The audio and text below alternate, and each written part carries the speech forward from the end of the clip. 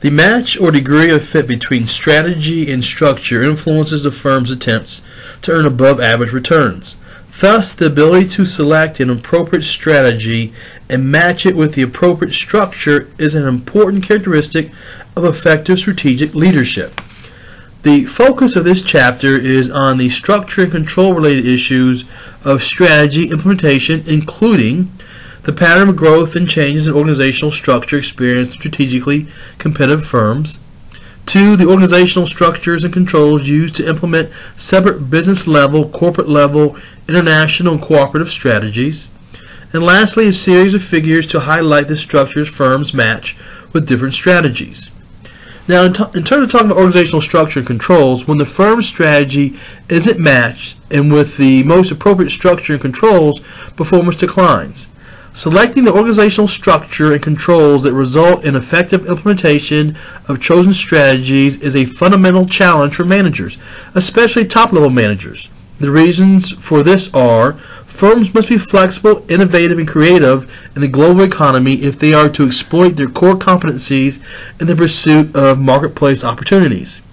2. Firms must also maintain a certain degree of stability in their structure so that day-to-day tasks can be completed efficiently.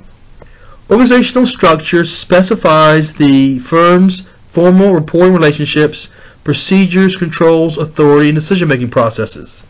Developing an organizational structure that effectively supports the firm's strategy is difficult, especially because of the uncertainty or unpredictable variation in cause and effect relationships in the global economy's rapidly changing, dynamic, competitive environments.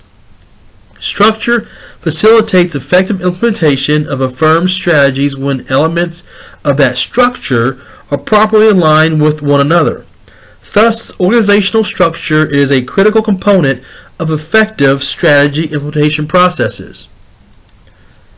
Structure specifies the work to be done and how to do it, given the firm's strategy or strategies, by specifying the processes to be used to complete organizational tasks. Effective structures provide the stability the firm needs to rely on its current competitive advantages to successfully implement today's strategies, while providing the flexibility required to develop a competitive advantages that will be needed to use for future strategies. Thus, an effective organizational structure allows a firm to exploit current competitive advantages while developing new ones. Modifications to the firm's current strategy or selection of the new strategy call for changes to organizational structure. This is not uncommon since organizational inertia often inhibits structural changes even if performance declines. Because of an inertial tendency, structural change is often induced by the actions of stakeholders who are no longer willing to tolerate the firm's inadequate performance. Organizational controls guide the use of strategy, indicate how to compare actual results with expected results, and suggest corrective actions to take when the difference between actual and expected results are unacceptable. Properly designed organizational controls, strategic and financial, provide insights into behaviors and enhance firm performance. Strategic controls are largely subjective criteria intended to verify that the firm is using strategies that are appropriate given the conditions and external environment and the company's competitive advantages. Thus, strategic controls are concerned with examining the fit between what the firm might do and what it can do. Effective strategic controls help the firm understand what it takes to be successful.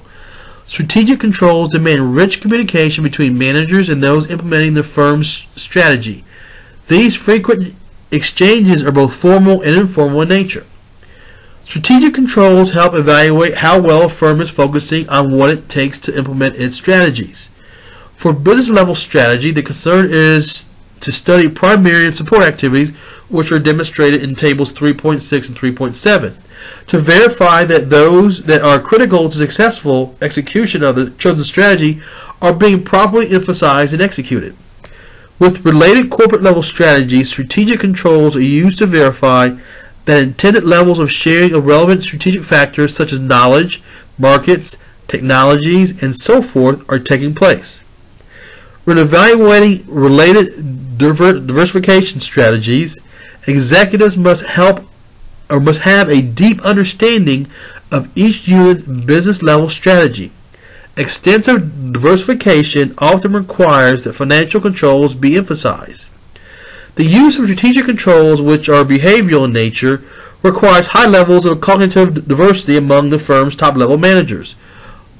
Cognitive diversity is a term that captures differences among top-level executives regarding their beliefs about cause and effect relationships and outcome-related preferences. Financial controls are largely objective criteria used to measure the firm's performance against previously established quantitative standards, including accounting-based and market-based measures.